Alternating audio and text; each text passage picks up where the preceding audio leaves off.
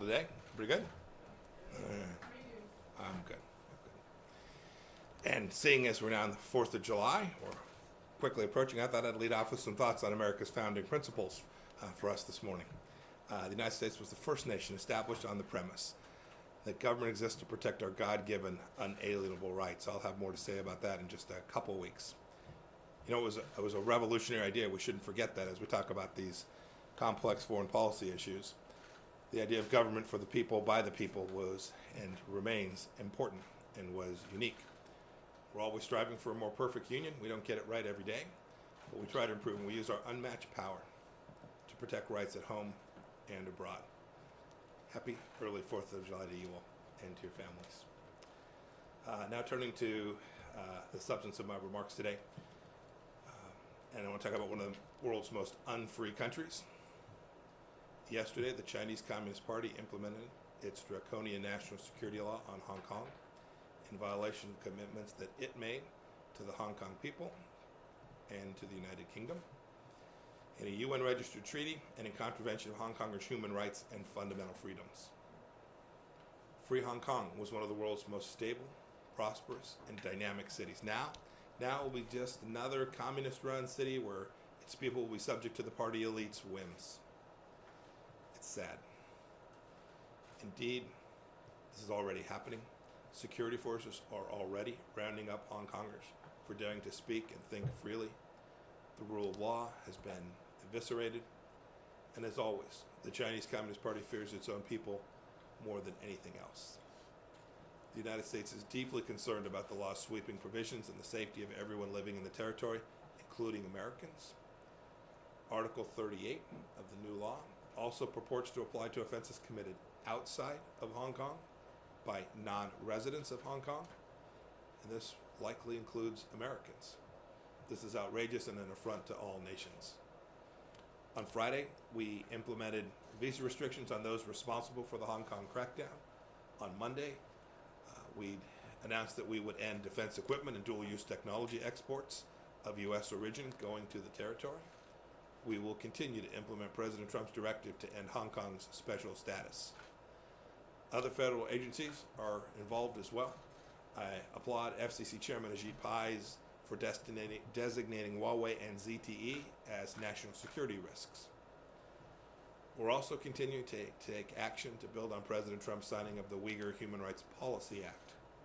Today, the United States Department of State, along with Treasury, Commerce, and DHS, are issuing a business advisory to companies with supply chain links to entities complicit in forced labor and other human rights abuses in Xinjiang and throughout China.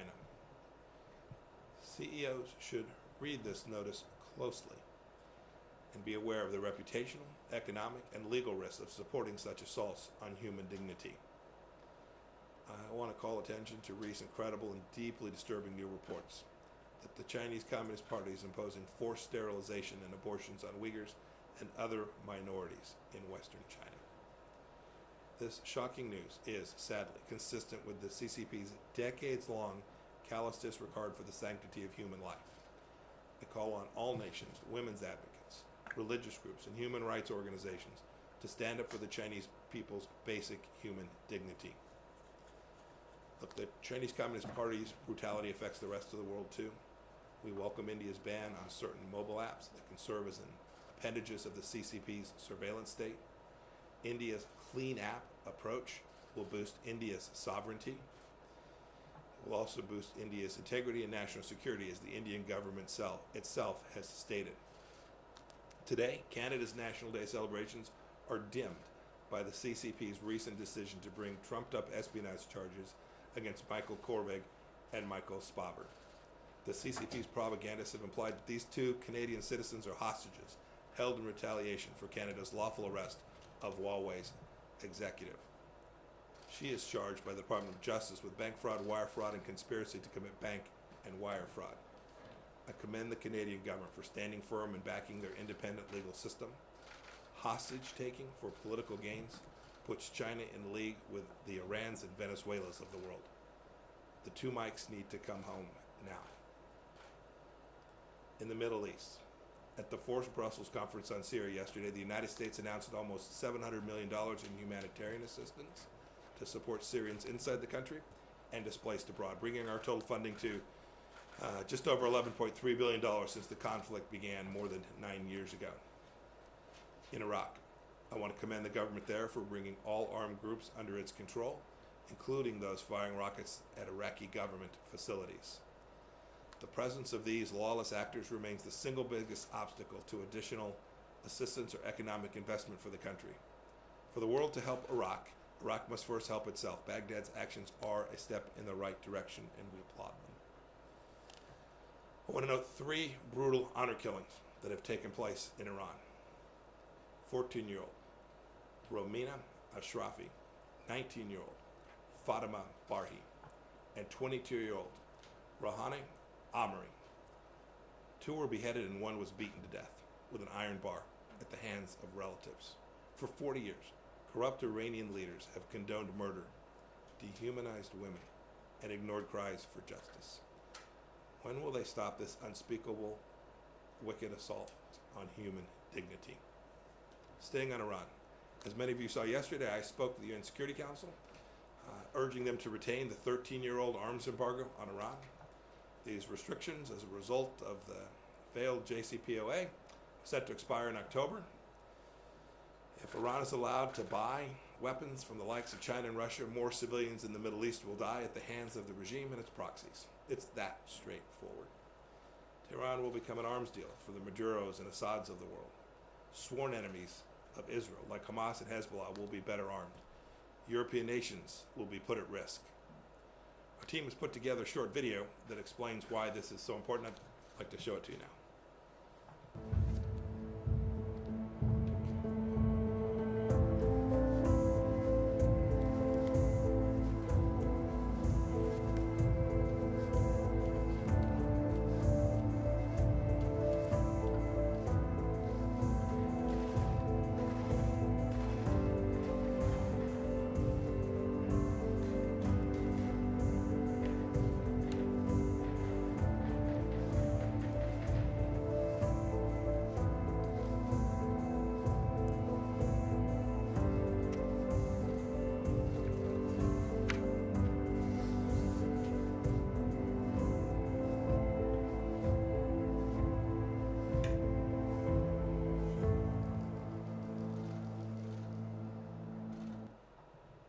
So when you all hear about legal niceties and complexities and international fighting about what the right course of action is, remind yourself about what happens to the world if this arms embargo is lifted. In the end, that's what matters. In the end, it's what the UN Security Council has the capacity to ensure does not take place. I remind you to go back and look at remarks from the previous administration about the fact that the United States has the unambiguous right, without the consent of any other nation, to ensure that this arms embargo stays in place. This administration can do everything we can to make sure that that happens, to keep not only American people safe, but to reduce instability in the Middle East. A little north of Iran, we applaud this week's constitutional reform in the Republic of Georgia. We call on Georgia's parliament to honor the will of the Georgian people and pledges of Georgian officials through the passage and implementation of internationally recommended election reforms. Good on them. And yesterday, for the 3rd time in less than a year, I met with my counterparts from Kazakhstan, the Kyrgyz Republic, Tajikistan, Turkmenistan, and Uzbekistan in the C5+1 format.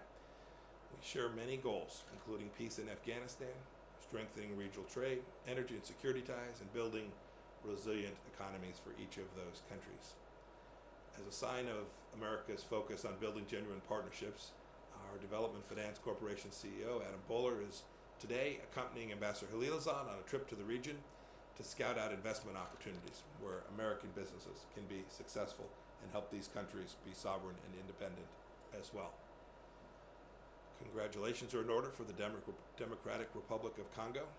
In an unprecedented ruling, President Tshisekedi's chief of staff was convicted for corruption. And no one, however high in office, should be above the law. And last week, the people of Malawi elected Lazarus Chakwera as their next president. This is only the second time that a court, second time that in Africa, that a court has overturned a presidential election tainted by irregularities, and the only time that a re-election process has resulted in an election of an opposite party candidate. Truly a historic opportunity for the people of that country. This past week, the United States and Russia held the first round of nuclear arms control talks. Our two sides met in Vienna. They had positive, detailed discussions on a wide range of topics, including China's secretive buildup. Beijing regrettably boycotted the talks, continuing its record of secrecy and rejection of multilateralism. And on Monday, the Bureau of Energy Resources led an interagency working group as part of the U.S.-Greece Strategic Dialogue, where we're working together to diversify energy sources in Southeast Europe, develop resources together, and promote regional energy security. And finally, to our hemisphere, all 21 OAS member states voted last week to condemn the Maduro regime's attempts to suppress independent political parties in Venezuela. Our region has categorically rejected the attempts to create a phony Maduro-friendly opposition. The United States also congratulates the people of Suriname in their elections and a peaceful transition of power to a new National Assembly. We look forward to working with that new government. In contrast, it's now been 4 months since Guyana's election, long past due for a peaceful transition of power. CARICOM and the OAS have certified the recount results. They should get on with it. I've instructed my department to ensure those who undermine Guyana's democracy are held accountable. Also today, the USMCA comes into effect. It will open up new opportunities for U.S., Mexico, and Canadian business and consumers. Good news. Finally, I'll bookend my remarks by marking another anniversary. July 1st marks the 70th anniversary of the Fulbright, Thailand. America educational programs and cultural programs, the world like this underscore America's respect for freedom, democracy, decency, and respect for human rights. And with that, I'm happy to take questions from you all this morning. Adam? Thank you, Morgan. I had two for you on Iran, if I may. One on the arms embargo. I was curious if the U.S. is willing to accept a temporary extension to potentially get Russia, China to go along with it. I was hoping you could get into the specifics of what terms are acceptable. And on the larger nuclear violations that the U.S. and now the IAEA have identified, are we looking at a menu of options for repercussions for this? And specifically, might snapback be one of those options on the menu? I was hoping you could touch on that specifically, because it seems some are making the argument that snapback accounts for the arms embargo and, of course, all other restrictions. So I was hoping you could talk about that a bit. So first of all, our objective is not to extend the arms embargo for another short period of time. That's how we got into this mess, right? The arms embargo should be lifted when the Islamic Republic of Iran begins to behave in a way that is consistent with the ability to move arms around the world, to purchase, to act in a way that's consistent with the way normal nations act. So it's not a time-limited matter, it's a conditions-based matter, and our objective is to make sure that the lifting of that arms embargo is conditions-based. And when the time is right, happy to let it happen tomorrow. But extending it for 6 months or a year or 2 years fundamentally falls into the same trap that the previous administration fell into. I know there's a bit of a straw man argument. What if you got 20 years? What if you got 50 years? What if you got 100 years? I don't want to talk about anything specific, but our objective is very clearly to say that the lifting of that arms embargo is not appropriate until such time as the world can be assured that these folks won't use those weapon systems, or the money that flows from the sale of those weapon systems for malign purposes. As for the other provisions, what's happening at the IAEA, make sure everybody's up to speed. The IAEA filed a report that made very clear that the Iranians have failed to allow access to 2 sites that are suspected of potentially having engaged in nuclear activity related to their previous programs that predate the JCPOA. The Iranians continue to deny access to the IAEA. This is not about the JCPOA. This is about the NPT framework, the safeguards provisions that every nuclear power signs up for and that the Iranians have agreed to. This is outside and separate from the JCPOA. It's never been the case before that a regime has denied access to the IAEA. And so yes, in terms of how we're thinking about responding, we hope the world will see that this is a serious risk to the entire non-proliferation regime, and the United States is prepared to lead to come up with responses to this which would be appropriate and consistent with protecting and preserving that regime against Iranian intransigence that is entirely inappropriate. I hope the Iranians will change their mind. They'll allow full IAEA, unfettered, repeated, consistent access. To date, they've chosen not to do so. Secretary Nibakul from Straits Times. And in remarks about a week ago at the Brussels Forum, you mentioned a review of American resources abroad, force postures and so forth, reordering. Could you tell us a little bit more about that, and specifically, does the Indo-Pacific and Asia in particular figure in that? So I'll leave specifics about force posture to Secretary Esper, but there's important foreign policy ramifications of how we think about resource allocation, how we secure American freedom. And so this is something that's been going on, frankly, since the national security strategy was laid down at roughly the beginning, outset of the administration. And so we have consistently been looking for not only how we deploy our forces, Department of Defense forces, but all of the assets that we have. How do we think about our cyber capability? How do we think about where our embassies ought to be? So the State Department's undergone a parallel process of thinking about how do we engage diplomatically, where do we need to be, where do we need to devote our resources as well. So this has been a broad national security strategic review that's thinking about how do we focus on the threats that challenge us today and not those that challenge us 10 or 20 or 30 years ago. And then, as your question suggested, we have certainly raised our game with respect to thinking about the threat that the Chinese Communist Party poses to the United States of America, and you will see that resources and strategy will be the result of the objective that President Trump laid out. Mr. Secretary, yesterday, following your speech at the Security Council, the German representative said the U.S.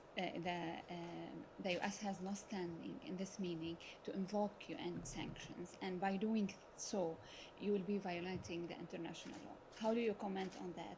And to what extent would the snapback be efficient if it is not supported by your allies, by your European allies?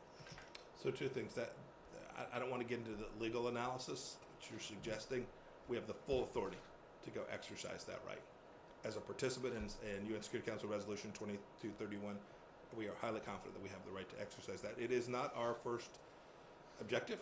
We hope that the UN Security Council, the Chinese, the Russians, every partner there will see that it is in their best interest to deny Iran this benefit that comes when they've not changed their behavior one lick.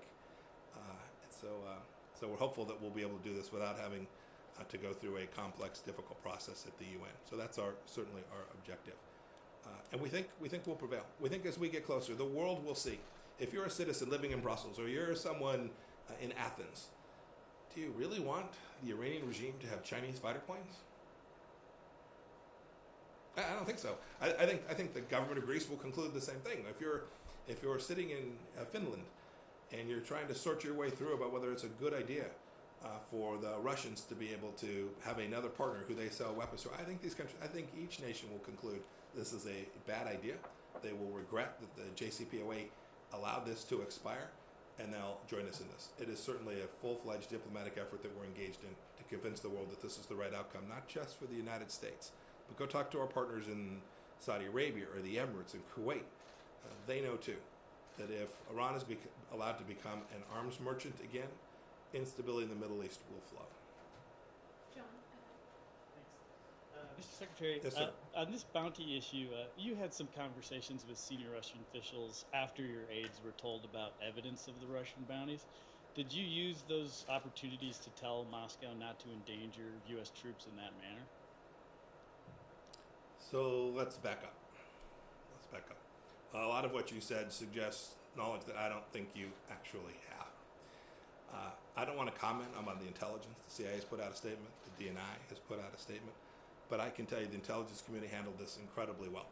We see threats in intelligence reporting to our soldiers stationed all over the world every single day. Every single day.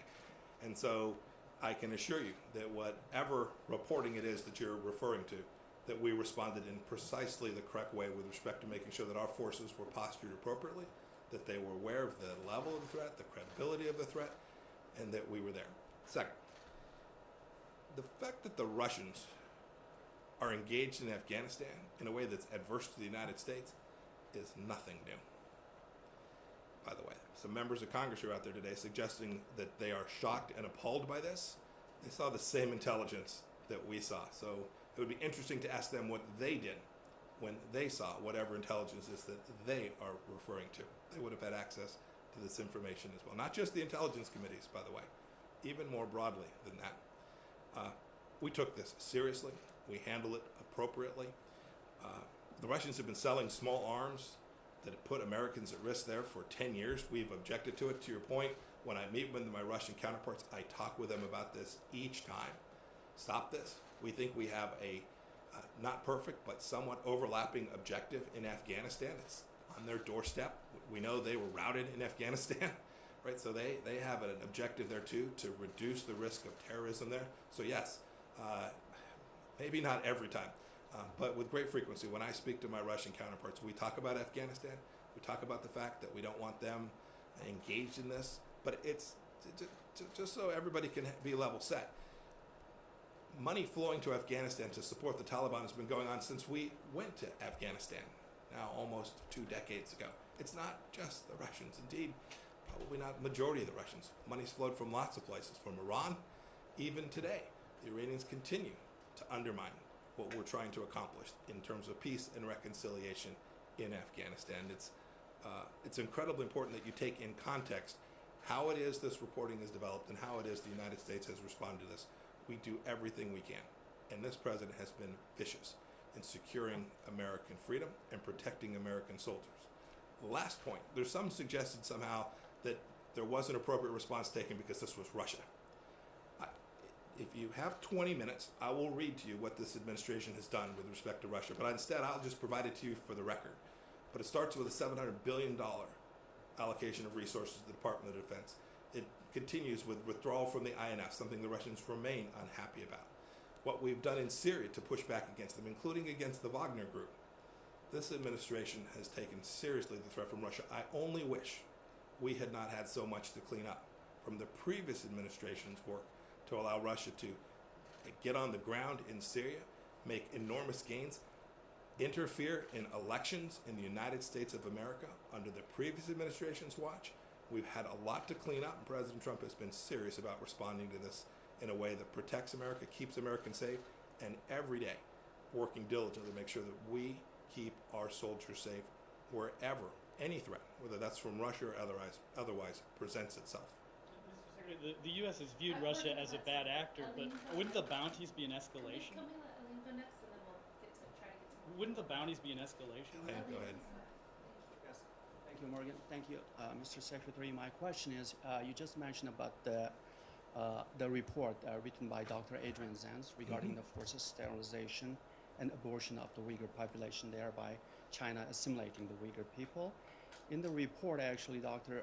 Zenz, he presented compelling evidence that the Chinese government's severe human rights violation of the Uyghur people meet the criteria of genocide as defined by the UN Convention on the Genocide. And also, former Hong Kong Governor Chris Patten called China's policy toward the Uyghurs is also genocide. In addition to that, European Parliament Chair Reinhard Bütikofer and his first Vice Chair Evelyn Gebhardt, in their joint statement yesterday, also said the report further corroborates the assessment that we may be witnessing the implementation of genocide. I know you also issued a statement regarding this report. So do you believe China is committing genocide towards the Uyghur people? The United States has taken the strongest action of any nation in the world to protect the human rights of all Chinese people, including the Uyghur people. We'll continue to do that. I hope our European allies in the region will take this seriously. We hope other Muslim nations will take this seriously as well and respond in a way that has the opportunity to protect those people's human rights. We'll evaluate how we think about the Chinese actions and what it is we ought to call them. We've worked closely with Congress to pass legislation that, if I recall correctly, passed nearly unanimously on Capitol Hill. The President signed that legislation. The United States takes seriously our obligation to preserve human rights of the people in China. We'll continue to do that. We're constantly evaluating those actions against the legal norms and standards for the world. Yes, Mr. Oh, Secretary. yes, ma'am.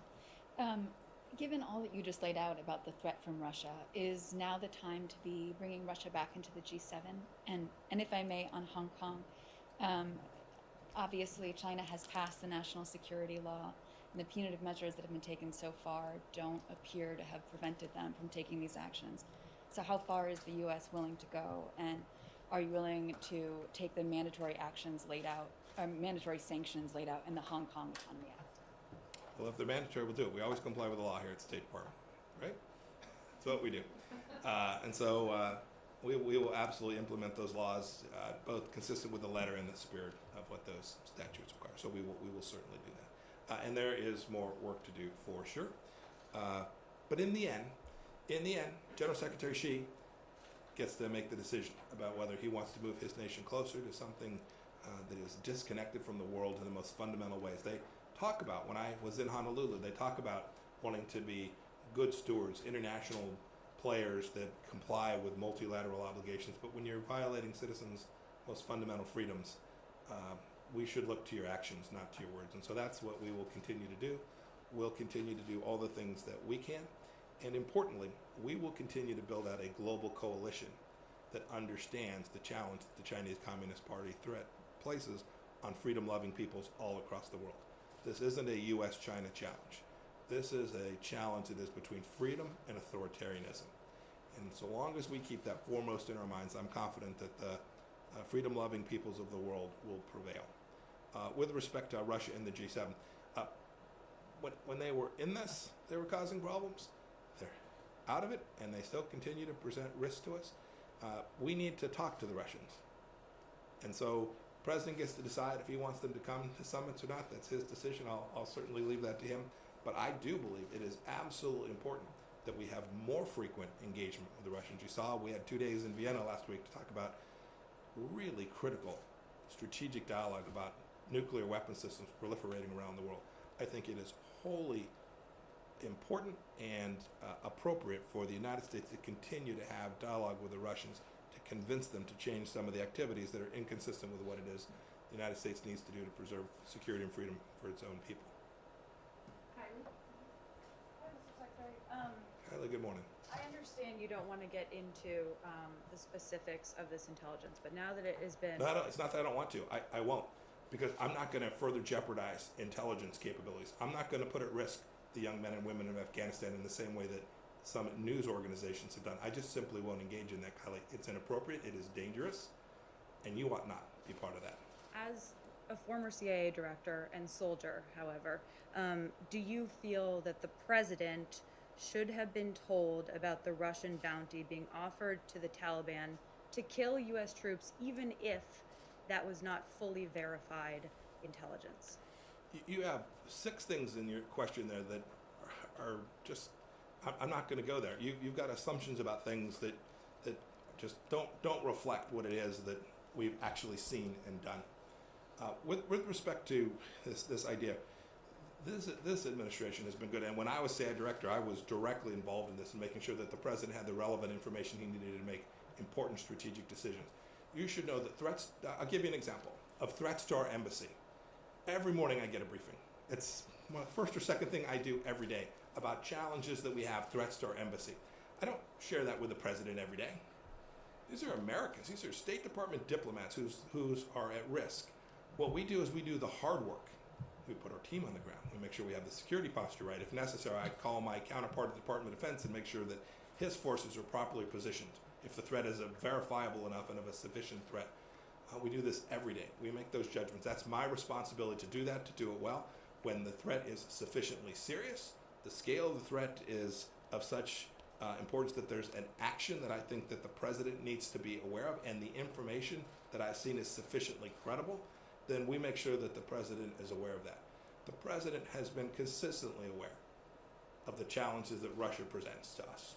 And he is aware of the risk in Afghanistan. It's why we have spent so much time over this past year at the president's direction to reduce risk to our forces in Afghanistan in a way no previous administration has done. We've set about a peace and reconciliation plan inside of that. And by the way, as part of that, we've talked to the Russians about how we can reduce the risk of violence from the Taliban to Americans on the ground in Afghanistan. Now, we've taken the threat And the president's taken the threat to our forces in Afghanistan incredibly serious throughout the entire duration of this administration. So it's your opinion that the president Somebody else have a question? didn't need to know about this intelligence? Thank you, Mr. Secretary. Yes, sir. My question is on Lebanon. The Lebanese judge who issued a ruling banning local and foreign journalists from interviewing the U.S. ambassador to Beirut submitted his resignation yesterday after he was referred to judicial inspection over the ruling. Is the U.S. satisfied with that? And are you concerned of any military escalation between Israel and Hezbollah in the near future? Well, we're always concerned about the space between Hezbollah and Israel, but related to this incident with our ambassador and her ability to speak freely there, that doesn't raise my concerns greatly. I don't think that greatly increases the risk of conflict between the two. As for this judge no longer being the judge, one fewer Hezbollah judge is always a good thing. Mr. Secretary, you just mentioned, you talked about having talked to the Russians about reducing threats to American service people from the Taliban, and yet Not just for the Taliban. Not just for the Taliban. Okay, from Yeah. various, but you know, if indeed the Russians were offering bounties to kill. If indeed, Okay. yes, okay.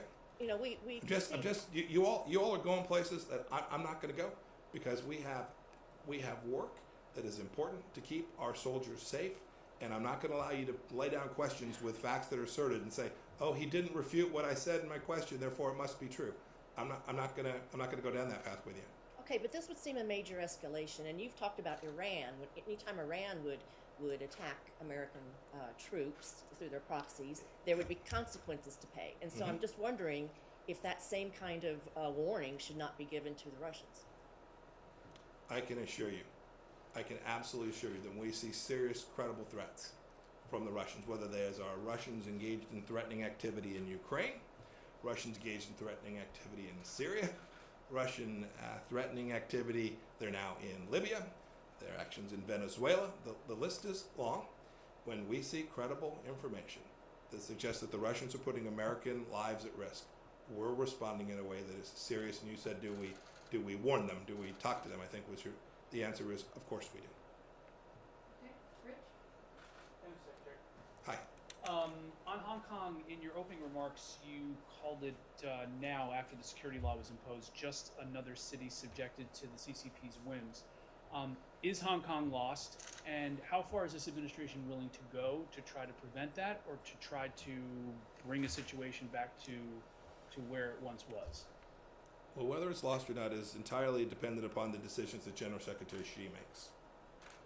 And when you say lost, you mean has it lost its freedoms? Is it no longer an autonomous place? I signed a certification a couple weeks back now that suggested that it was not. I suppose these things are always reversible. The actions of the last 48 hours suggest that the Chinese government, at least at this point, the Chinese Communist Party has no intention of reversing that trend. And as for how far we'll go, I'll just repeat what the president said. He wants to ensure, with a handful of exceptions, that Hong Kong is treated just like mainland China, because that's the way that General Secretary Xi has chosen to treat that place as well. With that, thank you all. I've got to head on today. Thank you all. Have a good day.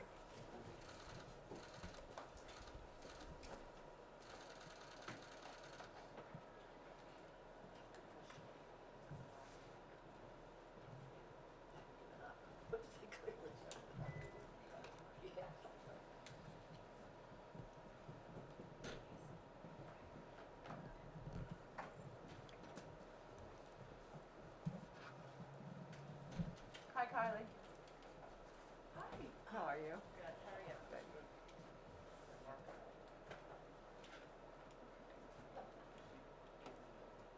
Hi. Hi. How are you? I'm good. How are you? Good. In theory, that's our only thing of the day. Okay. I will. Are you Why don't ready? you just swing back, Okay. and I'll let you. I'm gonna, because I'm in here today, normally they have us wait in our vehicle, but because I'm already here, I'm just gonna stay up for the afternoon and go get a bite to eat. Cool. So if you need me, text me or email me. Okay. Great. Yeah.